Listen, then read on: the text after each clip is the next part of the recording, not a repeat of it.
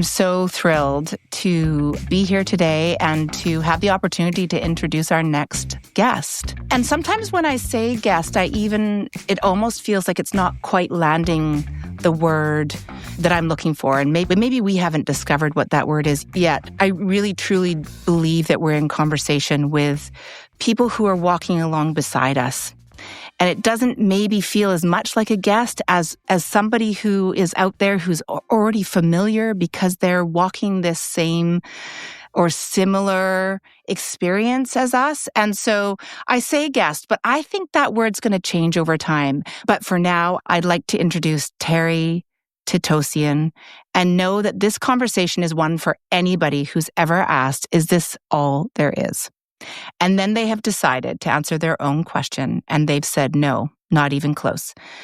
Terry is the founder of THOR, the House of Rose, a wellness community for women over 40, and host of the podcast, How Good Can It Get? Which is both a great question and, in her case, a lived experience. Before she stepped into this chapter of purpose, healing, and serious transformational energy, Terry was the co-founder and CEO of a wildly successful marketing agency with many accolades, including Inc. 5,000 fastest growing companies, top 25 leading women entrepreneurs, top 40 under 40, and the list continues. But all that drive came at a cost. Terry found herself in a serious health crisis, both physically and emotionally. And instead of ignoring the alarm bells like so many of us might do, she did something radical. She listened. She stepped away, she turned inward, she healed, and she emerged 80 pounds lighter, clearer, softer, and stronger than ever before, with a mission to help other women over 40 do the very same. This conversation goes deeply into what it looks like to shed not only weight, but the parts of ourselves that we've outgrown, the identities we thought that we needed, the stories that no longer fit. Terry doesn't hold back, and we are here to hear her story. Welcome, Terry. Thank you for having me. I'm looking forward to this conversation. Me too. Thanks so much, Terry, for being here. Thank you so much. It's great to meet you guys. I feel like we're going to have a fabulous conversation. Oh, I know it.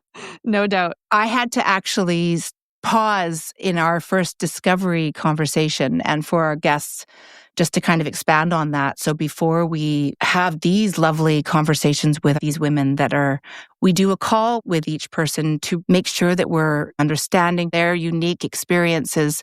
And then with that, it feels less like we're introducing somebody brand new again, but part of the collective or part of the community that we're building.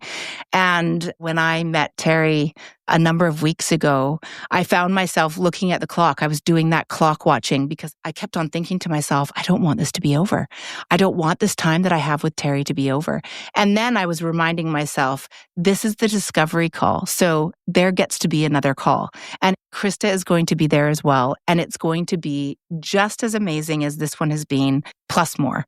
So I am so thrilled that this is finally the time when we get to have you back in a seat coming from your own home in New Jersey. Is that correct? That's right, New Jersey. Yeah. As Krista mentioned, one of the things that we love to start with is asking you to share 5 words that you believe really describe who Terry is. I love it. I love it. So the 5 words that come to me are goofy, honest, enterprising, confident, and service-based, service-oriented. Those are fantastic. Those are so good. They're writing all the always words. different too. Like it depends on the mood that I'm in. They change over time, but generally, I would say they're pretty accurate. I really appreciate that the first word out of the gate was goofy. Can you say more about that? It's a very spontaneous thing, and it's the type of humor that is very much environmental based. So I notice things that I think are funny or discrepancies in situations or the irony in things or something not so pleasant happens and I'm laughing at it because it's the irony. It just hits me. And I just go through life like that. And sometimes it's pretty annoying to be quite frank to many people because they're like, Why is everything funny to you? Can't you just be serious once in a while? I'm like, no, I can't. So Has you that have always been something you've had from a young age, or is this like a midlife, later in life thing where you're just like, you can't take yourself too seriously. Let's just go. You got to laugh. It's morphed into this now because I think if I behaved the way I used to in my younger days and as a teenager, I was a really big prankster back then. And I'd love to play practical jokes on people. But yeah, it's more verbal now. But back then it used to be more action-based. So it's evolved from activity and action-based humor or finding humor in pranks to weaving humor into everything that you experience. So there's a lightness. It sounds like that's what I'm taking away from that is that you look for the pieces in everything that bring you a smile or a laugh. Or mortified embarrassment from my children. Yeah. Well, I'm hearing you on that one. That's probably universal, isn't it? Like, it's, Mom, you're embarrassing me. Please don't act like that. Please don't say that. Please don't do that. I'm like, I'm sorry that I'm embarrassing you, but this is me. Exactly. Exactly. As we start opening up the conversation around this experience of your midlife, would you maybe take us to what you believe is a time that you can remember? And it could be a moment, it could be one day, an hour, an experience that you had that you feel was really pivotal in your transformation moving forward from that point. And maybe just tell us the story. I can, because I'll never forget it. I was roughly 80 pounds overweight, had just recently been hospitalized for what I believe were heart attacks. It ended up being severe panic attacks, which I'm still not that convinced to this day because I've never had it before and I've never had it since. Very heavy heart palpitations, rapid heartbeat, not able to breathe, admitted into ER for a few days. They couldn't really pinpoint it. But in any case, I was told to follow up with a cardiologist. I had all kinds of things. Let's just put it that way. The machine was breaking down, okay, little by little. And I didn't know what to do. I tried losing weight a number of times. I yo-yoed back and forth. Eventually, I discovered probably all of the 40,000 books on Amazon that are on there for sale on different diets. Probably gone through most of them. I tried everything, right? And so at one point, I decided I'm going to go ask for help. And I called up a holistic doctor in New Jersey. Her name is Stephanie, Dr. Stephanie at Solaris. I can't remember the last name of Solaris Health, I believe. She's in New Jersey. If anybody's interested, I'm not affiliated. I haven't even spoken to her in 10 years. But that's who woke me up. Wow. And we ended up doing a 2-hour consultation where she literally asked me about what was my grandmother's life in her 20s. Because according to holistic medicine,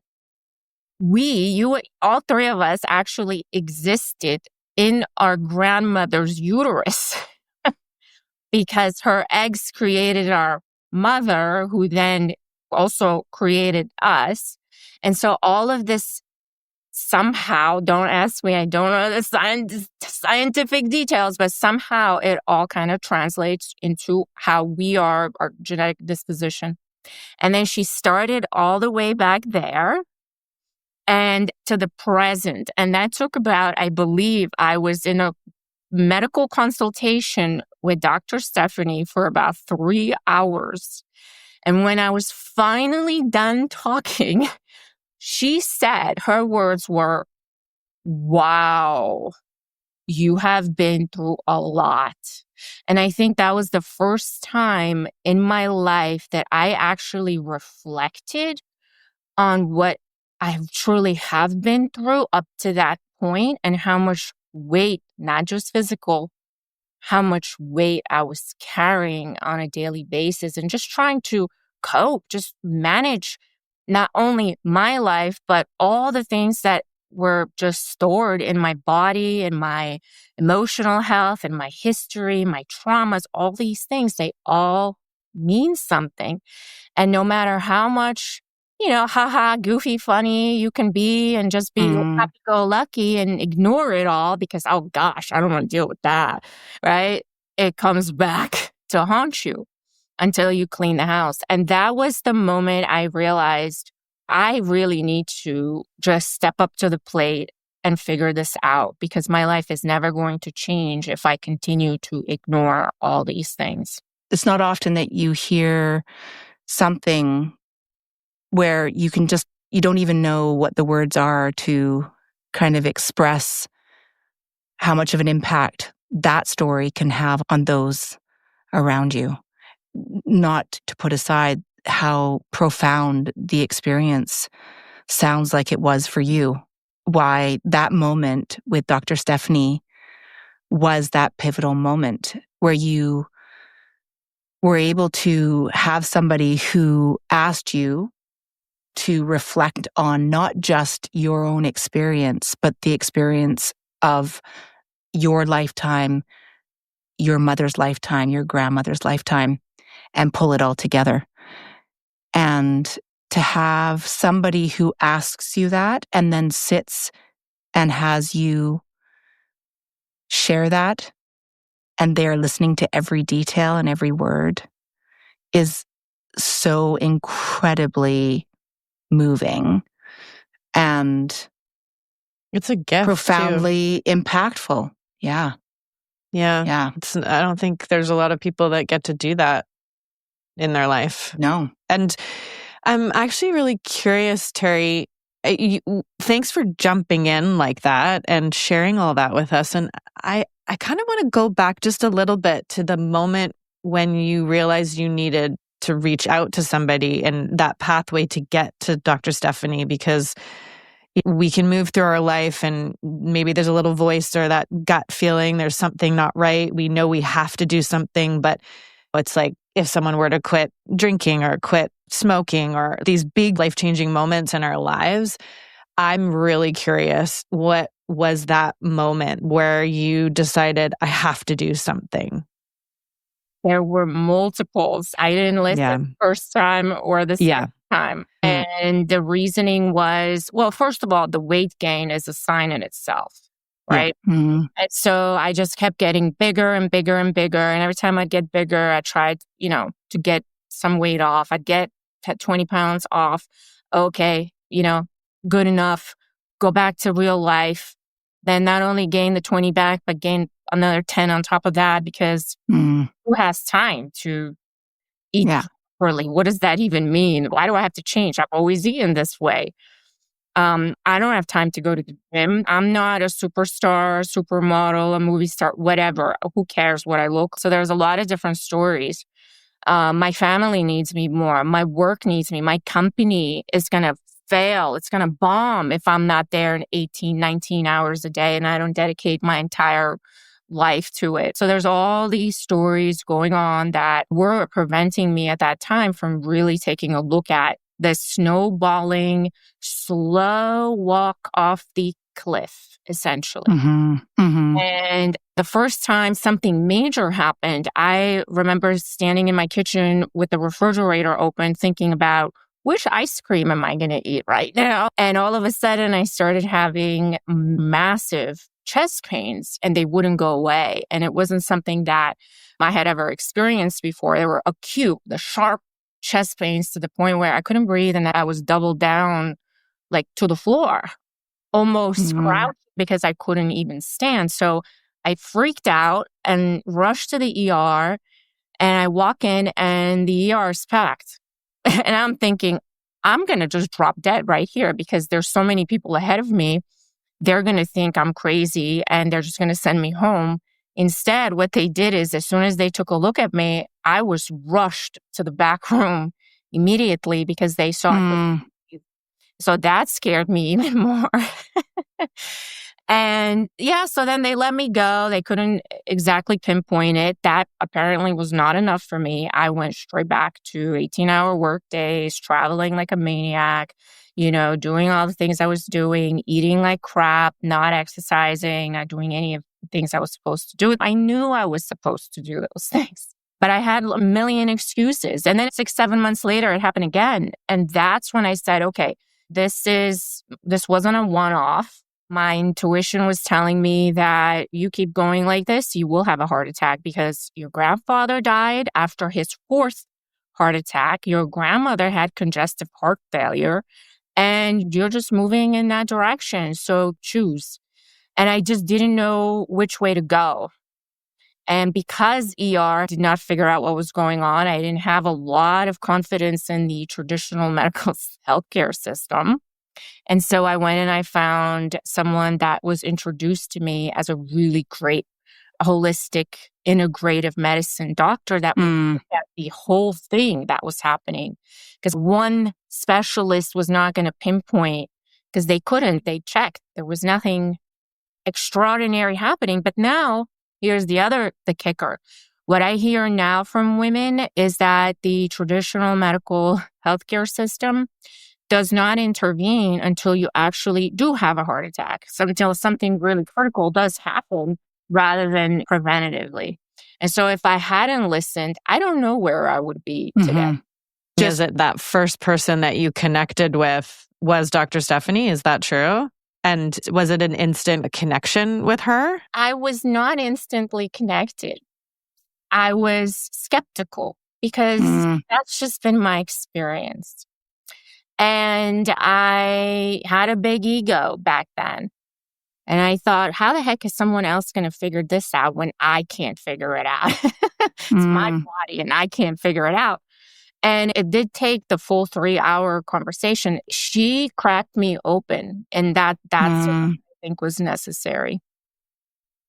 And like the medical system, how amazing is it that she was able to integrate more of the emotional side of things? I think we can all agree that it's very sterile and just like, give me the facts and let me poke around and do some tests and that's it, way you go. So I can understand how you would feel a bit skeptical. But can you talk a little bit about that over the 3 hours of sharing your story and your family's story throughout the years? Nobody gets to do that. We don't allow ourselves to do it. And it's very rare to be embraced in that sense of the matter and have somebody take the time with you to really sit with you and really invest in you. And so I'd love to hear a little bit more about that connection with her. Yeah, so she started by asking the easy questions, right? So what's wrong? What's going on? How do you feel? What are the symptoms? What happened? Why are you here? The biometrics and all these things. And then started diving into my past history. Were you always overweight? No, I wasn't. When did this begin? Around this time. What was going on? This was happening, And then what about your family history? Do you have obesity in your family? No, I don't. Do you have all these other types of conditions like heart disease, diabetes, cancer, things like that in your genetic pool? Not to my knowledge, right? But yes, heart attacks and all these things. So little by little, she created a roadmap of an understanding of how I got to her. How did I get to today? Right? What happened? And then what was the family history? And then what was the lives of the people? How did they live their lives? And what did they go through? And potentially, what are some of the beliefs that I have about things that might be creating a problem for me in the present moment? And all of it was just tied together where the more questions she asked, the more I trusted her guidance because I saw where she was going with it. And it was looking at the full picture. It wasn't just a microscopic point of view of, well, you got to lose weight. Like, do you think I'm not trying? That's the obvious part. Just looking at me, you knew I had to lose weight. I couldn't walk up the stairs at the age of 37 without being completely out of breath. That's not normal. And so how do I shed this weight? That was the big mystery. And unbeknownst to me at 37, I had entered perimenopause, and I didn't know that. And so a perfect storm, right? All of these things were happening all at the same time. And I literally felt so lost, so confused. My mindset was changing. My mood swings were all over the place. My weight was just not budging. No matter what I did, my hormones were raging, just completely. I mean, I felt like I was an adolescent again. And Mm-hmm. really unpredictable behavior, things just being unsettling. And I did not know, nobody told me that you could go into perimenopause at 37 and then be in perimenopause fully at 42. I'm almost 49 now. So I went through this crazy period of 5 years of a lot of mystery. Yeah. Yeah. I was thinking about a word that you had used earlier, and it was intuition. And you used your intuition to guide you. More and more, I'm appreciating this word. And I wonder, do you find that you're using it more and more as your guide? I would wonder if you might expand on what intuition means to you. What a great question. So the majority of my younger years, I would say I was driven by my intuition because I just didn't have that much knowledge. I had experiences, but my main power source was my intuition. Then at some point between maybe 25 to 40, I shut it off.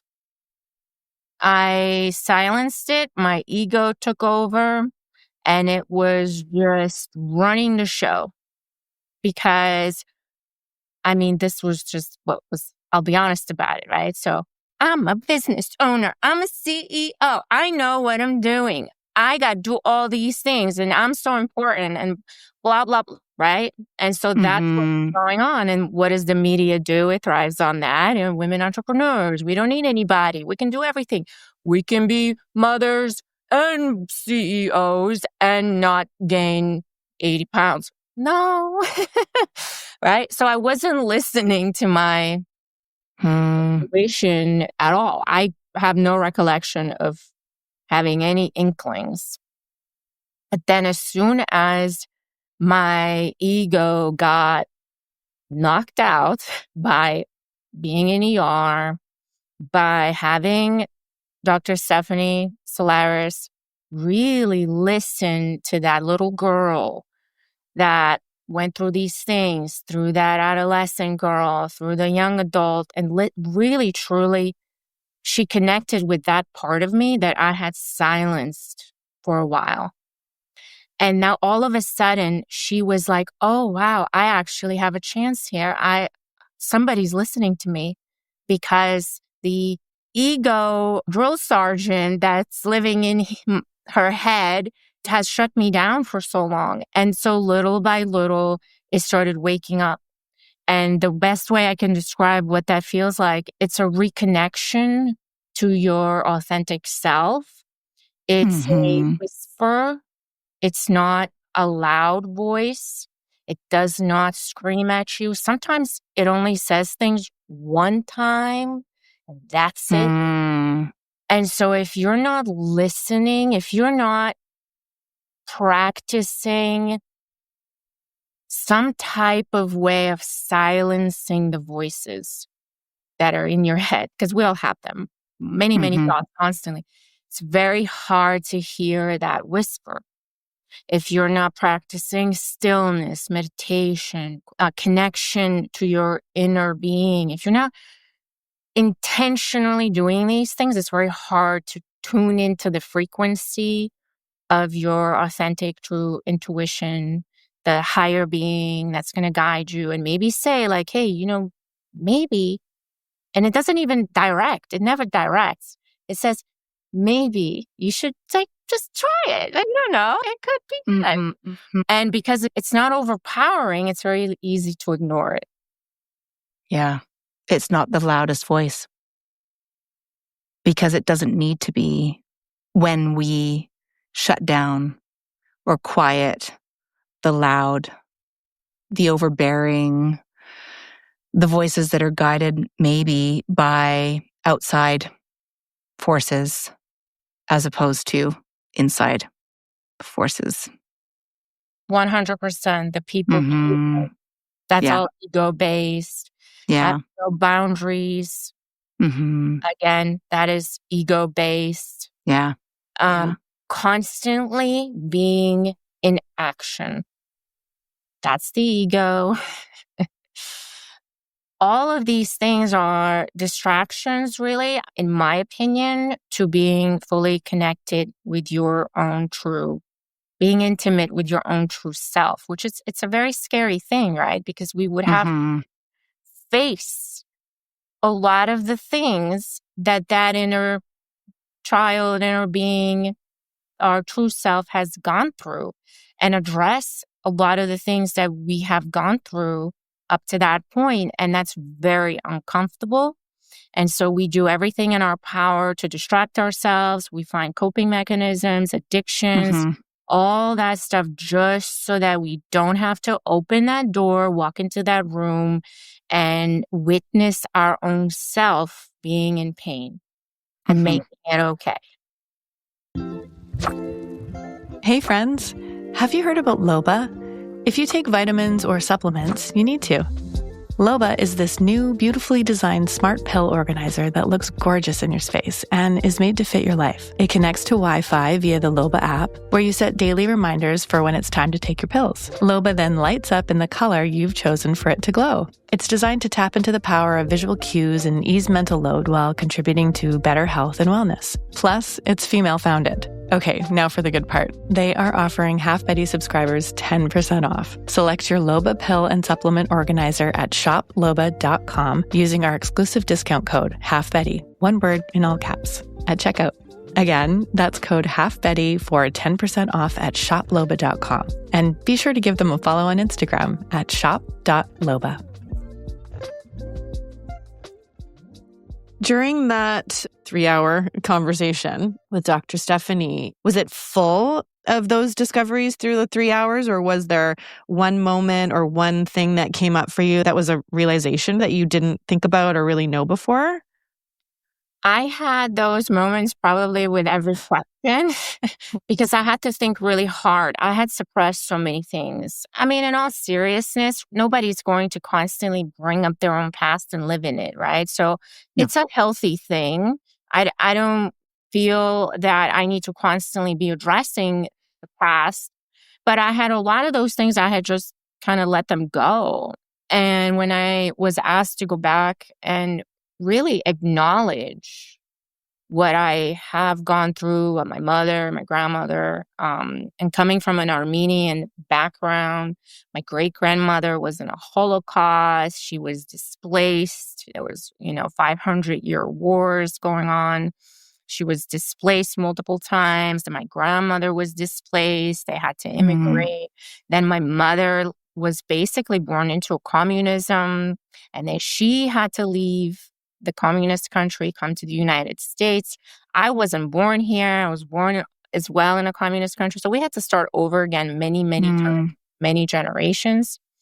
And just that itself is an experience. But, divorce with my biological father, alcoholism on my biological father's side, me inheriting the alcohol gene and slipping into that, right? And slowly starting to drink more and more and more. And that's where I was at when I was talking to Dr. Solaris as well.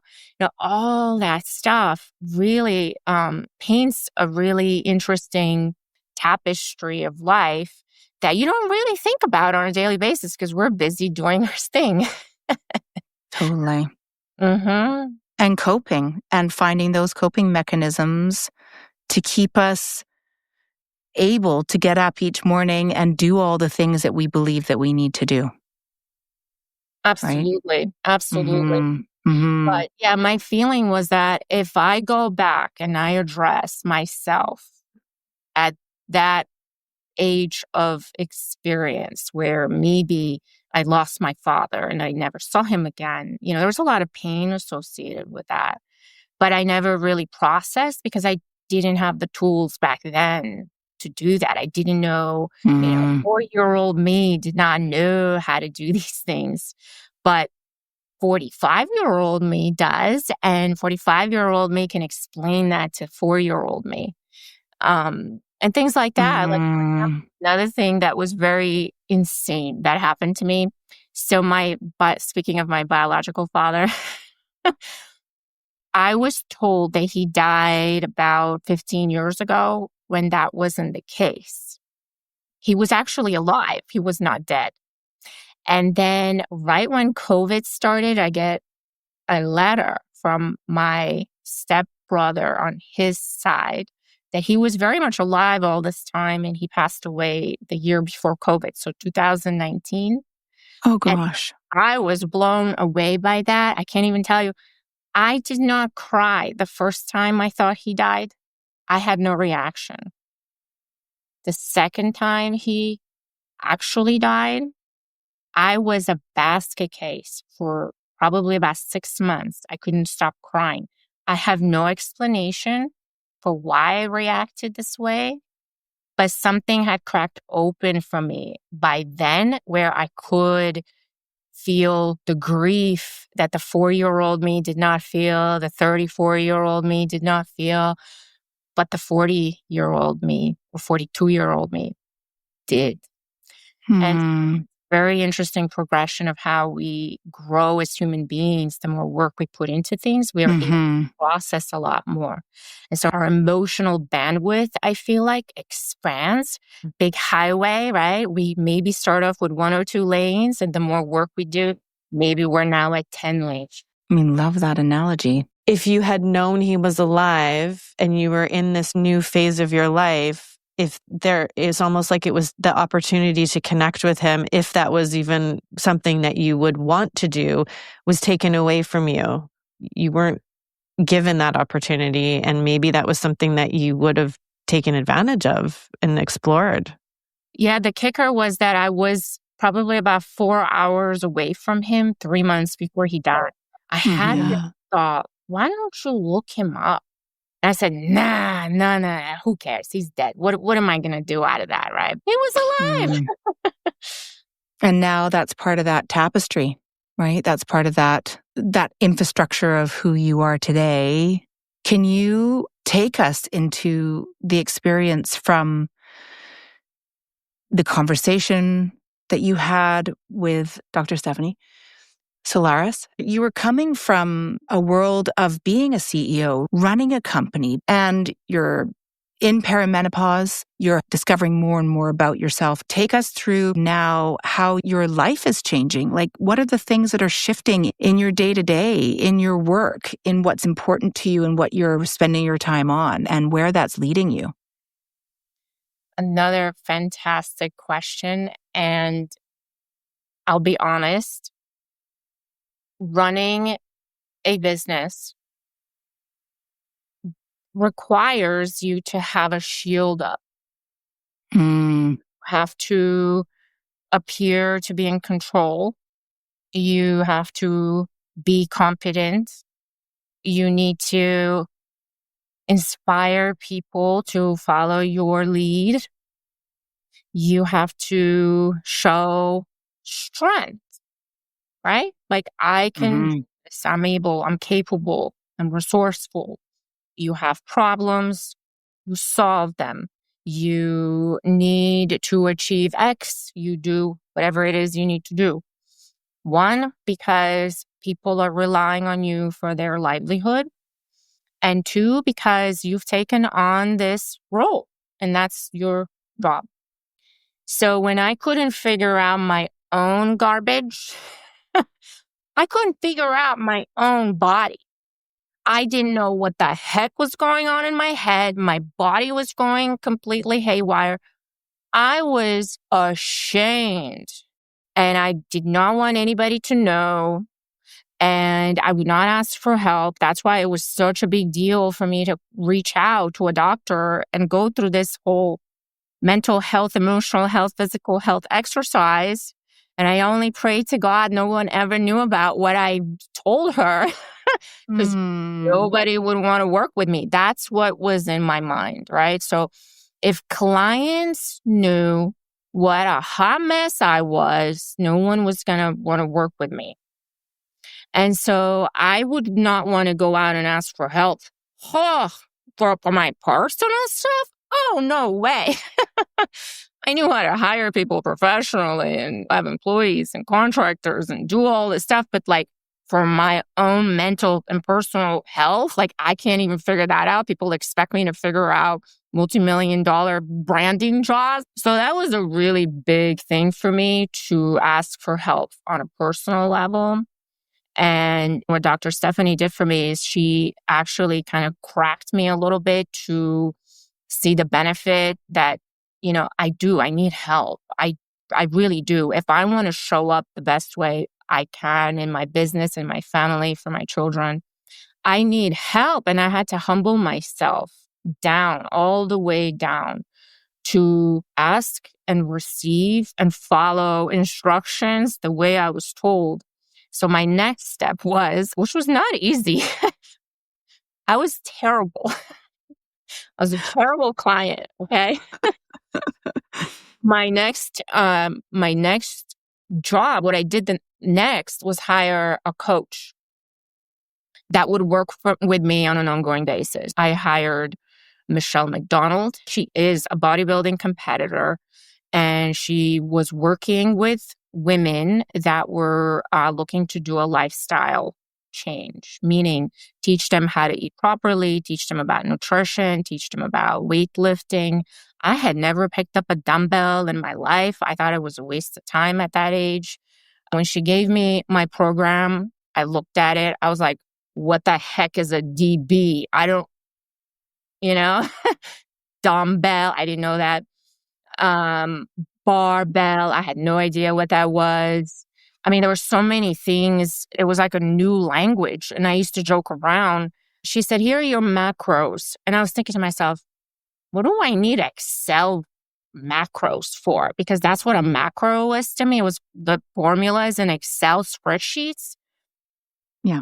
That's how much of a beginner I was. And so I had to learn all of these things very quickly. And I was not a willing participant. I was a terrible client. Yeah. So that was my next step. So she helped me learn to ask for help, hire people to help me personally and not be so ashamed. There was a lot of shame in the very beginning to really admit to my emotional eating patterns, to binging, to being successful with my adherence to the plan, and then going off the deep end and ghosting my coach, disappearing for months at a time, and then coming back and being 20 pounds heavier. And she would say, what happened? I don't know. I did everything you said. I was lying about it. I was very ashamed. And this was in the beginning of 2019. So I started with her in January 2019. And I was with her for a few years. So if you can imagine, it took me at least 7 years to get my act together. 7 years that transformed you to who you are today.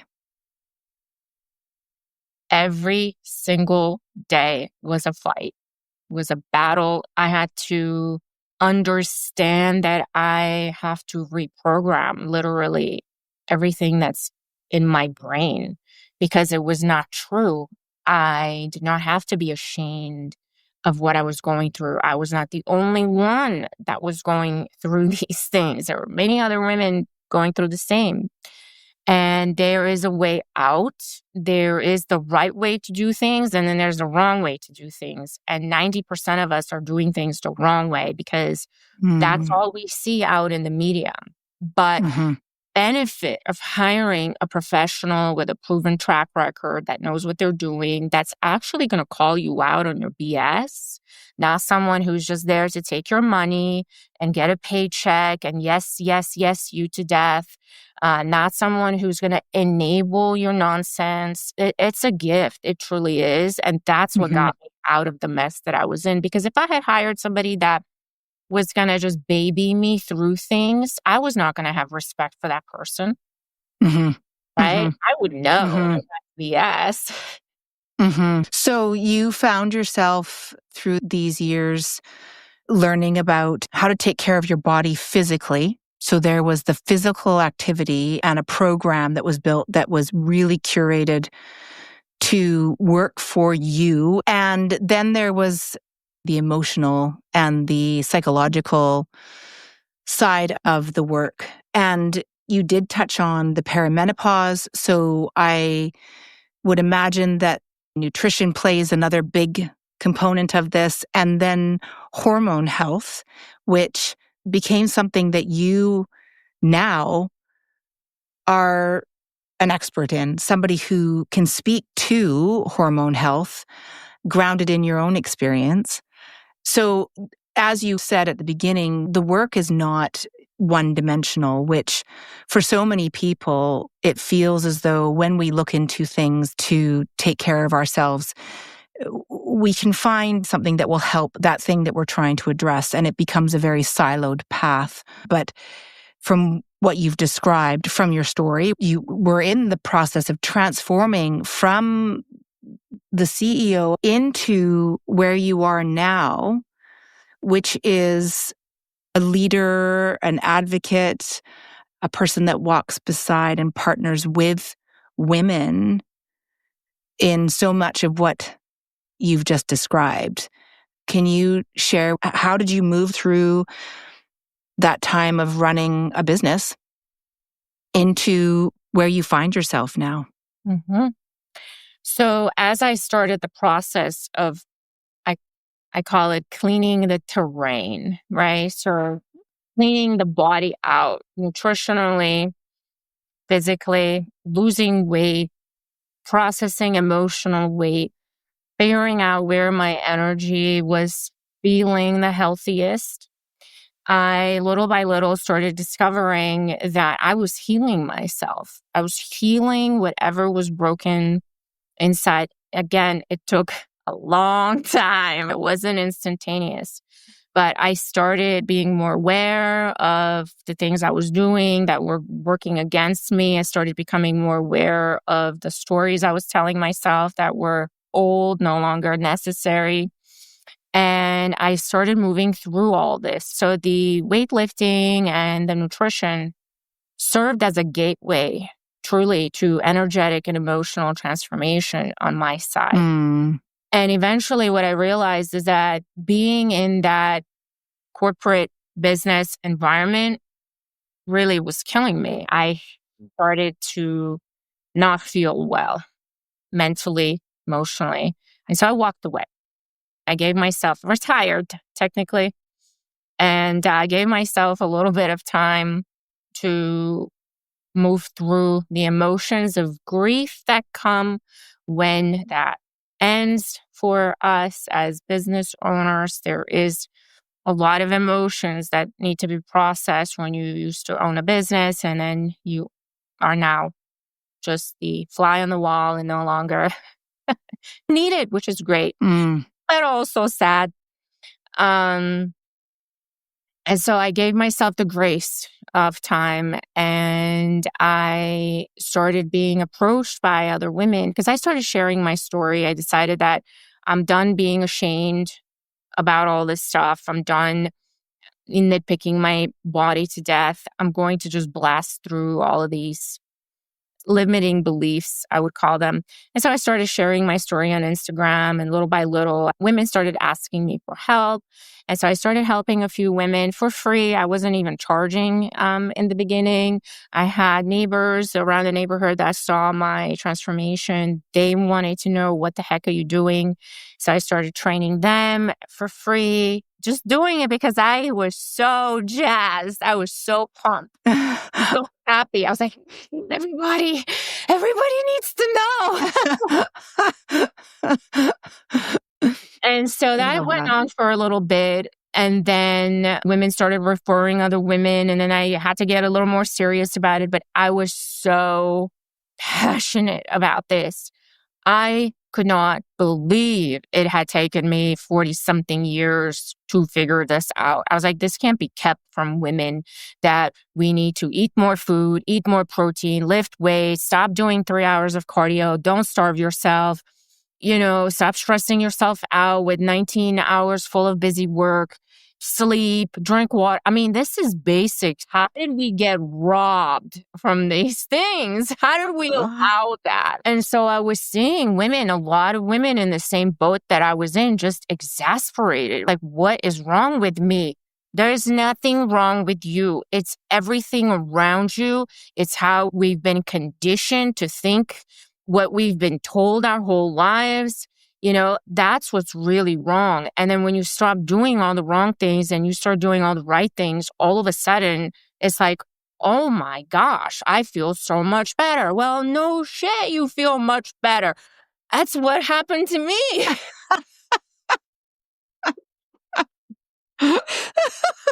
Oh my gosh, it's amazing.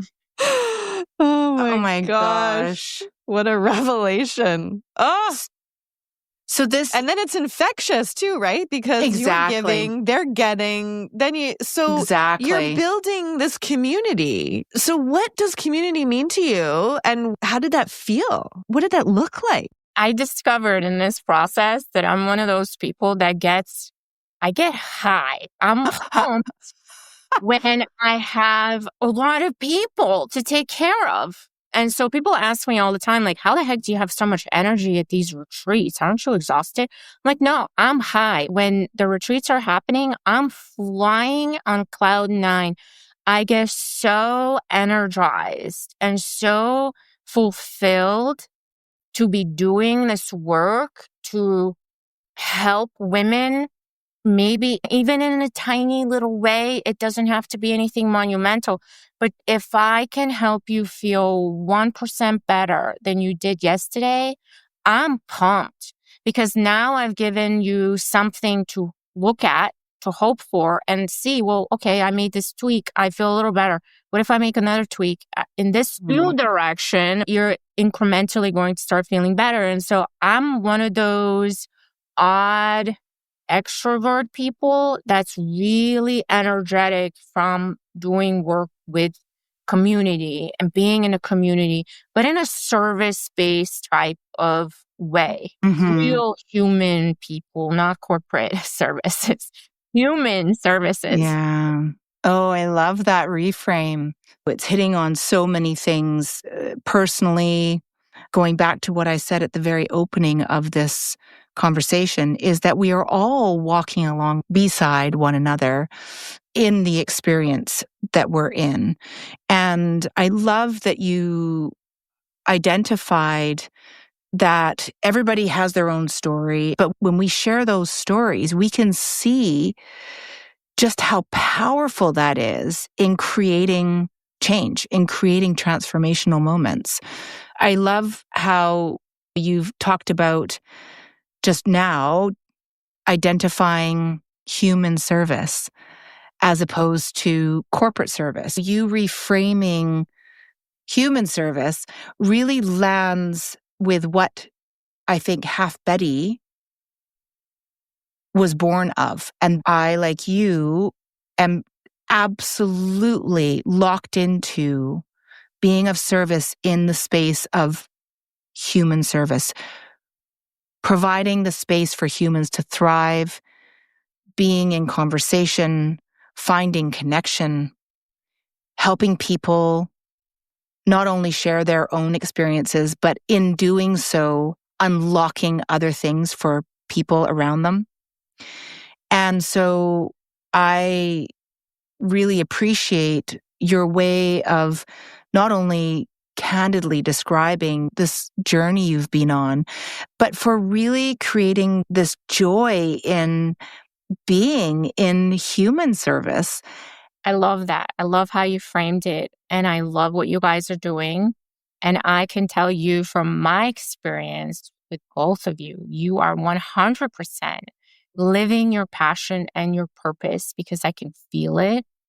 And you are so dialed into that frequency of human service. Mm. You're natural, you're authentic, you're real, your intentions are pure.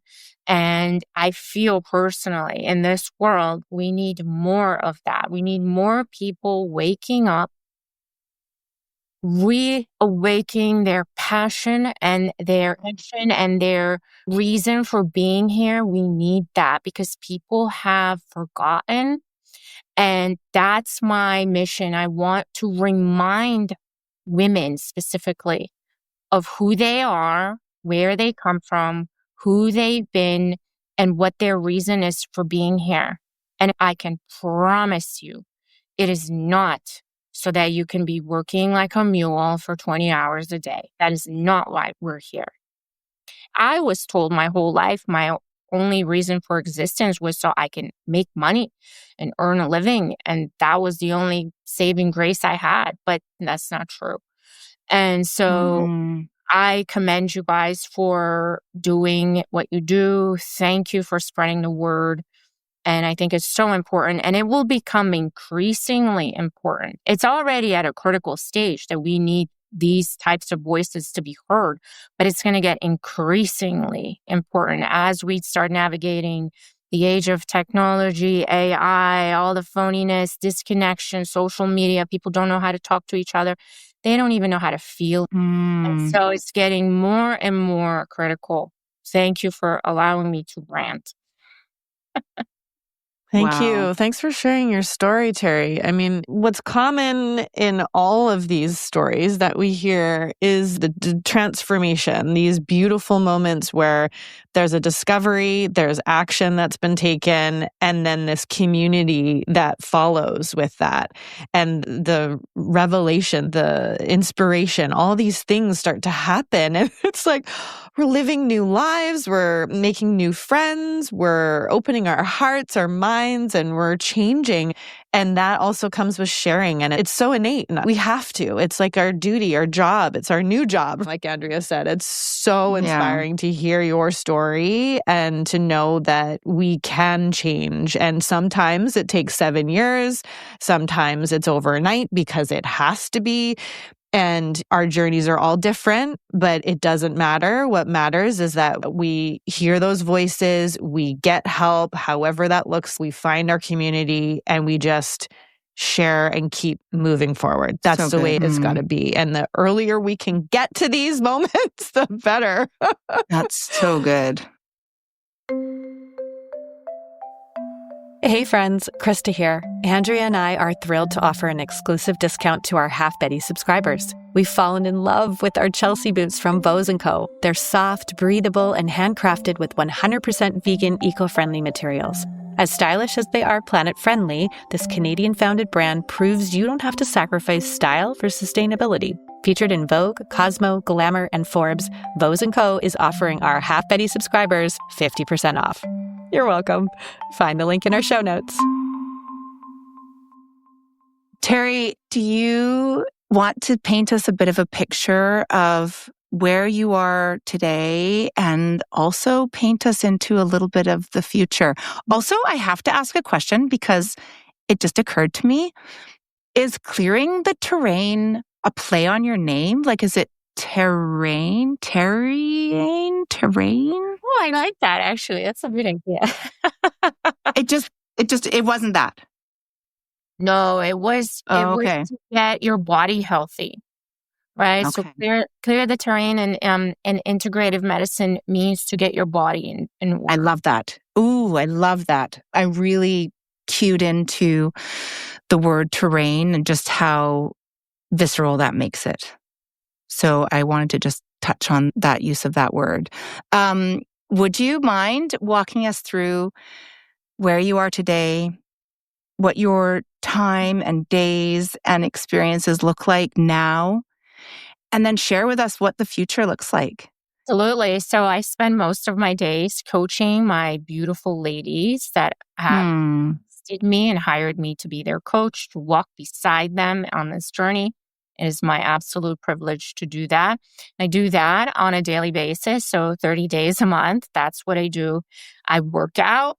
I get my own things taken care of. And then maybe once or twice a month, mostly once a month for 5 days, I run retreats, but it's a more intensive, immersive type of in-person retreat.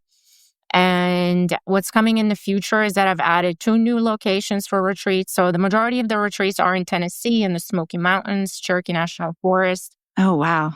and top. So that's where about 10 retreats happen per year. Next year, we're adding a new location in Sedona and in the south of France.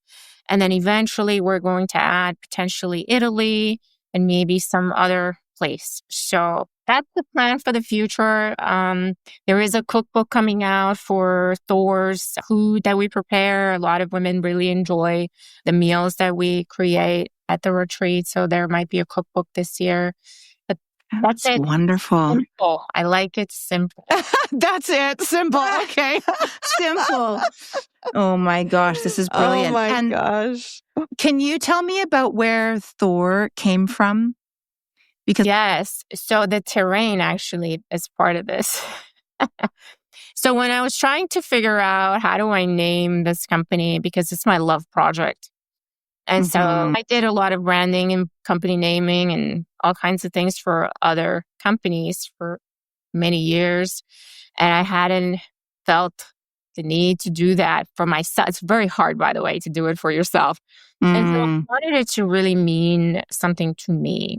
And so the House of Rose, the reason why it's rose is because the rose is the highest frequency flower out there. That's the highest vibration. It is used as a metaphor for love and for God. So it is the house of the higher being. Who is the higher being? The little you that lives inside of you. You're in your own house. You're on your terrain. And what we do at the retreats is we talk about our body, our physical health, our emotional health, our mental health, our energetic health. Very important. And so when you put all the letters together, it comes out to THOR. What is THOR? THOR is the demigod of fertility, protection, security, humanity. The rose and THOR, masculine, feminine. You got both sides of the coin. It just worked for me. So that's how I ended up. What a beautiful story. I think it's interesting that it comes back to this word terrain. You just described where geographically your retreats are held, and you described Tennessee, Smoky Mountains. So it seems as though environment is a big factor in creating spaces for healing and for connecting with ourselves. And by environment, it doesn't need to be necessarily outside. Environment is where you find yourself. And I love the way we're describing our own bodies as a geographical space in some ways. It is full of its own natural occurring beauty. It's full of all the things that make it unique. And like nature, it's perfectly designed, right? This law of nature is that there's no more perfect design than what nature designs itself. And so I really hear that woven into all of your stories of how you see yourself, how you've described the work that you've been in. It's this deep connection to the perfect balance that nature creates. And this is the interesting thing because that's what I've taken away. And I would love Krista to share what she's taken away, because the really wonderful part is that we all will take away something that's unique to our own experiences and stories, and it will help us individually. One story, as long as it's yours, will serve so many others, which is that human service piece. Well, I've been tearing up quite a lot hearing your journey. And I think the main thing that I've taken away from this is change is inevitable. It's always going to come, whether it happens overnight or through an accident or through something drastic and traumatic, or whether that is a slow moving train where we know where it's headed and we're fighting it along the way. And I just think it's so beautiful that you persisted and that you got the help that you needed and that those people helped you get to where you needed to be. I think it's a testament to your strength. And I can reflect personally on exercise and keeping myself busy. And we do all these things. And for me personally, raising twins, and now they're 9. And okay, it's my time. Half Betty is a moment in time for me to embrace who I am and what I finally get to do and allow myself to do, and the changes that I know I need to make can be put in action. And it's so inspiring to have all these women come on and talk about their stories and where they've come from and what's changed for them and where they are now. I'm so grateful for the journey that I'm on and that it's resonating with people like you, Terry, and all of our guests. It's time to really dig in and to really support each other and to talk about these things because they really matter. And these intimate connections that we're building are only going to be stronger if we allow them to be. And that starts with ourselves. So thank you so much for sharing all that you've shared. And I know that this will resonate with our listeners, and I know that it will create change. I'm wondering if you could offer up a challenge, because some people like me, sometimes we need to be given a challenge. And I'm wondering if there's something in there that you could offer up our listeners to challenge them. And one thing that they could try doing today that would help them just take that step forward in making the change for themselves if they're feeling stuck. But they just need a little hand on the back to just guide them forward. I'm going to make it spicy. Is that okay? Yes, make it spicy. Oh my gosh, yes. Please. Okay. So because I don't know your goals, I don't know what you're striving for, I'm going to make it super spicy. Make a list of the top 5 things that are preventing you, keeping you, demotivating you, scaring you, whatever it may be, that are sabotaging you all the time. Write them down every day from hitting your goal, your vision, your dream. It could be a career change. It could be physical change. It could be nutritional change. It could be relationship change. It doesn't matter. So what are the top 5 things on a daily basis? Every day you write them down. And then at the end of 2 weeks, take a survey, put your corporate hat on, take a survey. What's the top answer? And start working on that one. And then little by little, try to eliminate as many as possible. Are new ones going to pop up? They do every day. And so our job is to continuously clean the terrain as well, right? We clean up. We have mental, emotional hygiene. And that's a way to write things down and reflect and be aware of those thoughts that are popping in. We've talked about this before in some of our other episodes, and there's something that happens when we get it out of our head and we write it down and we can see it. I know Andrea loves to write. She loves words. She loves to see these sentences or phrases or quotes come up. And it's such a powerful way to make that first step into that transition. So thanks for offering that up. And I know I'm going to do that today. I know. I'm already itching, but I'm listening to Krista because she's so good at everything that she does. And she said to me, do not write while we're recording because you can hear the pen on the paper. So I'm holding back. That's great. And as soon as we're finished, well, the beauty is we can listen to this again and then you can do your writing. I know. It's so good. I'm so happy for this conversation. Yeah, and Ashley. Terry, thank you for Terry. your time, because we know you're in this human service, this beautiful human service journey. And so taking this time with us is really meaningful and powerful. And we know that this is but a moment in time for this conversation, but the momentum for this will continue. The energy from this will continue. It will evolve, it will transform, and it will build.